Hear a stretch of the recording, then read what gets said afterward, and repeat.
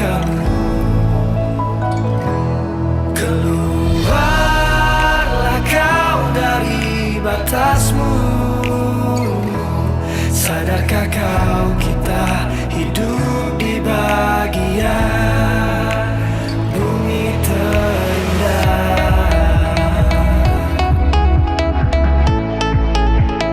Bumi terindah.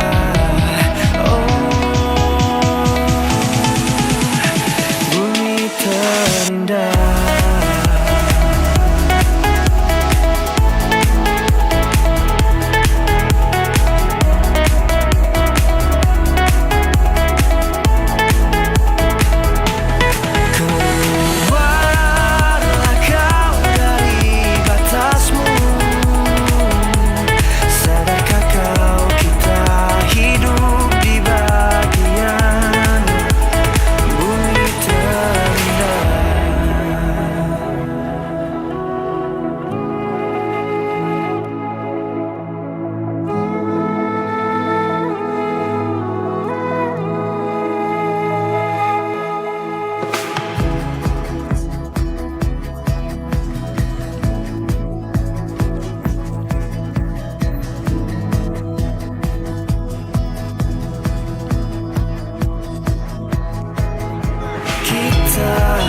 Terlahir di tanah terindah, berlari mengejar matahari ke arah yang sama. Dan jika kau mempertanyakan arahmu, tentang apa yang harus kau cari di tengah ragumu,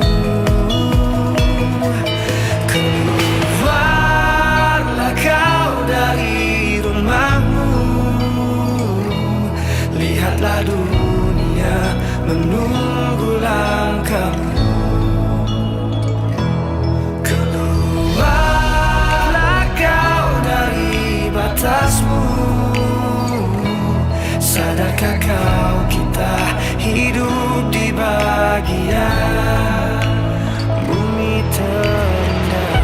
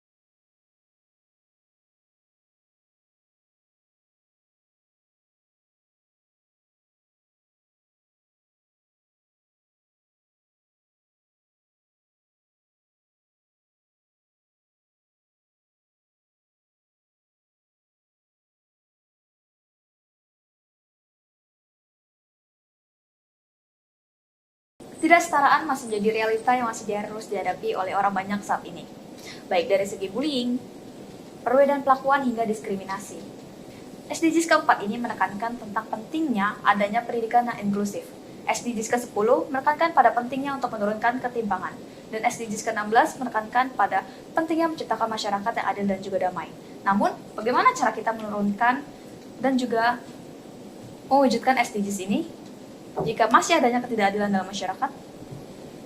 Bullying adalah salah satu contoh dari bukti nyata adanya ketidakadilan dalam masyarakat. Nah, bullying ini tidak hanya merampas kesehatan orang baik dari segi mental dan juga fisiknya, tapi juga merampas hak mereka untuk bisa berkembang dan juga belajar di lingkungan yang adil dan juga damai. Jika bullying ini masih terus terjadi, bagaimana siswa dapat mengembangkan dirinya dengan baik dan juga bagaimana SDGs keempat ini bisa berlangsung dengan baik? Kami sudah mewawancarai beberapa orang yang pernah menjadi korban bullying sebagai narasumber kami. Narasumber pertama. Sebenarnya aku belum pernah mengalami bullying secara langsung sejak kuliah di Bali. Tapi ada rasa takut dan kekhawatiran karena aku berasal dari luar daerah. Soalnya aku berasal dari Bogor. Aku takut dianggap berbeda atau dijauhi oleh teman-temanku yang ada di Bali. Mungkin karena cara berbicaraku atau kebiasaanku yang berbeda dari orang-orang yang ada di sana. Soalnya logat yang aku pakai merupakan logat Sunda. Waktu hari pertama aku kuliah itu super deg-degan banget. Bahkan dari pengambilan almet pun aku takut buat ngomong ke orang lain. Cuma aku berusaha nanya ke satu orang ini. Dan berhasilnya satu orang ini menjadi teman dekatku sekarang. Aku merasa punya ketakutan itu karena aku pernah dengar cerita dari orang-orang yang merasa dikucilkan saat pindah ke lingkungan yang baru.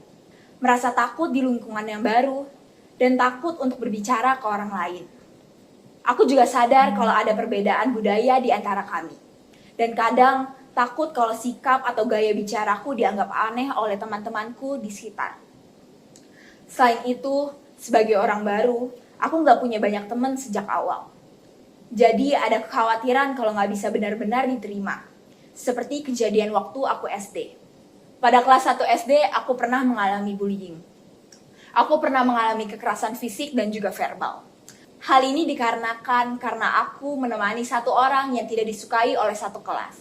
Sehingga aku juga ikut dimusuhi oleh satu kelas. Selain itu, aku juga belajar memahami budaya di sini. Biar bisa lebih nyambung pada saat berkomunikasi. Pada saat hari raya Nyepi tidak ada yang boleh keluar dari rumah. Tidak boleh menyalakan lampu di rumah dan juga tidak boleh berisik. Kalau ada yang melanggar bisa ditangkap pecalang di sana. Ada sedikit keinginan untuk menyesuaikan diri sebenarnya. Tapi aku gak mau kehilangan jati diriku, pastinya sih. Aku pikir menyesuaikan diri itu penting. Tapi tetap harus jadi diri sendiri. Jadi aku lebih memilih untuk terbuka tanpa memaksakan diri untuk berubah hanya supaya untuk diterima. Dampak dari ketakutanku itu, kadang aku merasa overthinking sebelum berbicara ataupun bertindak. Aku takut salah paham atau takut dianggap berbeda.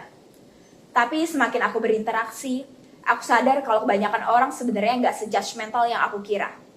Ini bikin aku lebih percaya diri untuk bersosialisasi.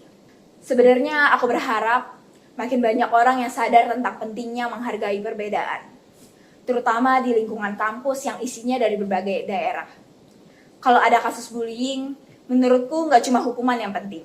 Tapi juga edukasi supaya orang lebih paham tentang dampak buruknya dari bullying itu sendiri. Narasumber kedua. Kejadiannya berawal dari kelas 5 SD. Saat itu ada anak baru laki-laki yang pindah dari sekolah lain. Selama 1 tahun, anak itu sering menarik dan menjabak rambutku. Dia berkata, "Kamu kanker ya? Kamu kok rontok rambutnya? Wajahmu kayak nenek-nenek." Tiap hari kejadiannya sama. Itu seperti tindakan yang diulang setiap hari. Puncaknya, pada suatu hari, di saat kelas sedang ada guru, anak itu melakukan tindakan yang sama lagi. Dia menarik dan menjambak-jambak rambutku dan mencoret-coret seragamku. Kejadian itu terjadi di jam pelajaran dan banyak teman-teman yang melihat dan mereka hanya mentertawakan. Lebih parahnya lagi, kejadian itu berdekatan sama waktu istirahat. Jadi saat menangis, tiba-tiba istirahat dan gurunya, meskipun sudah melihat kejadian itu, dia keluar kelas begitu saja. Di masa SMP, aku masuk ke sekolah yang sama. Tetapi perbedaannya teman-temanku beda lagi. Hampir setiap hari di saat ada tugas, aku selalu harus memberikan jawabanku kepada mereka. Atau aku akan diomongin dan dijauhi oleh mereka. Perubahan yang aku rasakan dari kejadian itu, aku dulunya adalah seseorang yang pede. Aku percaya diri. Tapi setelah kejadian itu, aku menjadi lebih tertutup. Aku tidak berani menatap mata orang, jalanku lebih cepat, aku gak mau lihat sekitar dan rasanya aku tidak mau sekolah. Jadi, di masa SMK ini, aku melewati hari-hariku di kelas dengan tiduran, baca komik, gak ngomong sama sekali, dan pulang. Aku stres, nangis setiap hari, gak mau sekolah. Pengaruh dan dampak dari kejadian itu ada sampai sekarang. Aku jadi takut kalau ketemu orang. Aku gak berani ketemu orang. Aku gak mau menatap mata orang. Aku selama ini bisa bertahan karena ekonomi orang tuaku. Mereka membuat aku bangkit. Aku tidak mau merepotkan mereka. Mereka rela berhutang sana-sini untuk bayar sekolahku. Aku gak mau jadi orang gagal. Dan yang aku tahu dari orang sekitar, anak laki-laki itu dititipkan ke keluarga yang lain sejak kecil. Dan mungkin itu adalah alasan mengapa dia bisa berlaku seperti itu. Dulu aku sangat tidak suka melihat wajahnya. Tapi semakin dewasa, aku mulai belajar mengikhlaskan. Tidak membenci orang lain, membiarkan apa yang terjadi di masa lalu jadi pelajaran buat aku. Aku pernah dibully, dan rasanya nggak enak sama sekali. Bentuknya macam-macam, fisik, verbal, sampai non-verbal. Kalau fisik, aku sering diejek gara-gara jerawat parah di wajahku. Kalau verbal, keluarga aku sendiri yang sering ngeremehin. Dan entah kenapa, aku selalu dianggap nggak bisa apa-apa. Kayak nggak ada yang bisa dibanggain dari diri aku. Kalau non-verbal ya sikap dingin, tatapan sinis, atau kadang diabaikan gitu aja tanpa alasan yang jelas. Aneh kan? Karena aku sendiri sampai sekarang masih nggak tahu salahku apa. Dulu aku lebih banyak diem. Aku nggak bisa balas atau marah. Jadi ya cuma aku pendam sendiri. Tapi di dalam hati, aku selalu bilang ke diri sendiri, nggak apa-apa, suatu hari aku bakal berubah. Aku bakal buktiin kalau aku bisa lebih dari yang mereka pikir. Aku nggak mau terus-terusan jadi bahan ejekan. Aku mulai pelan-pelan bangun versi baru dari diriku. Seseorang yang lebih kuat dan nggak gampang jatuh cuma karena omongan orang. Aku pengen nunjukin kalau aku bukan orang lemah yang mereka kira. Tapi ya prosesnya berat. Nggak segampang kelihatannya. Aku sempat ngerasa capek banget. Kayak tenggelam dalam perasaan sedih yang susah dijelasin. Depresi? Iya, aku ngalamin itu. Ada hari-hari di mana aku ngerasa kosong dan nggak punya semangat untuk ngapa-ngapain. Aku bisa kelihatan baik-baik aja di luar. Tapi di dalam, aku masih sering berantem sama pikiran sendiri. Dan kadang aku mikir, kalau aku nggak kuat, mungkin aku udah nyerah dari dulu. Kalau sekarang, kalau misalnya aku bisa ngomong sesuatu ke mereka yang pernah nyakitin aku nggak nyari maaf. Jujur aja, maaf nggak akan ngubah apa-apa. Aku cuma pengen mereka ngerti kalau apa yang mereka lakuin, meskipun kelihatannya sepele, bisa ninggalin luka yang butuh waktu lama untuk hilangnya. Luka itu nggak selalu kelihatan, tapi rasanya nyata. Dan meskipun sekarang aku bisa ketawa, itu bukan berarti aku udah lupa semuanya. Aku cuma memilih buat bertahan. Karena pada akhirnya, dunia yang lebih baik adalah dunia di mana setiap orang memiliki tempatnya sendiri.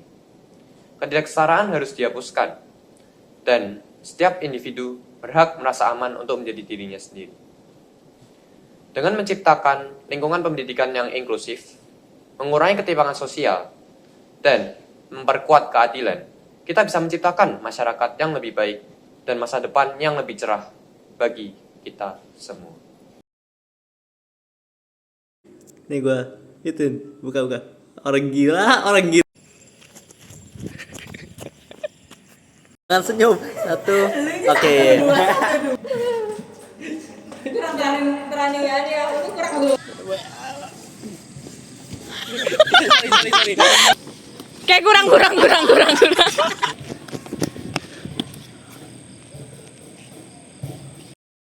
Kata gue nggak rapi. Anjir tuh. Emang coba. Bodoh cuy. Buang tas lu. Ngapain kamu? Astaga, kok digituin sih? Kok kayak gitu sih? Belum.